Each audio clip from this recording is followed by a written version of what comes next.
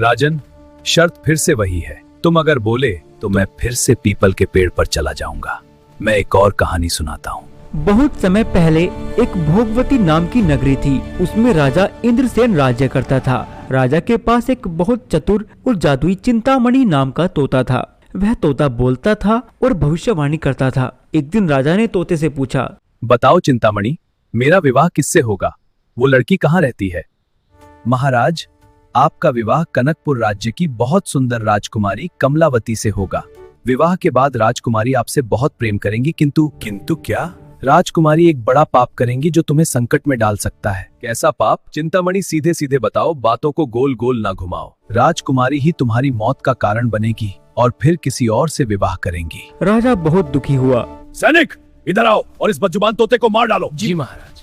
महाराज, मुझे इतना कठोर दंड न दे, मैं तो आपको हकीकत बता रहा हूँ। राजा ने तोते को मरवा दिया। कुछ समय बाद राजा ने कनकपुरी जाकर राजकुमारी कमलावती से विवाह कर लिया। विवाह के बाद राजकुमारी राजा से बहुत प्रेम करती थी। राजा ने सोचा, तोते की बात झूठ थी। राजकुमारी मुझसे बहुत प्रेम करती हैं। वे मेरे साथ कभी कुछ गलत नहीं कर सकती। कुछ समय बाद रानी सेनापति से प्रेम करने लगी। ले जाओ इसे और हाथियों से कुचलवा दो। रानी ने सेनापति के साथ मिलकर राजा को मरवा दिया और सेनापति से विवाह कर लिया।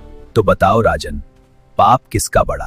राजा का जिसने सच बोलने पर तोते को मरवा दिया, या रानी का जिसने अपने ही पति को धोखा दिया?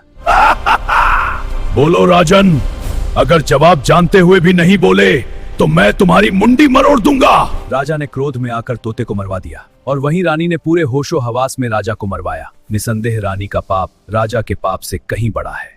वाह राजन, मान गए तुम्हें। तुम हो तो ज्ञानी, लेकिन तुम अपनी शर्त फिर भूल गए। अब मैं चला वापस।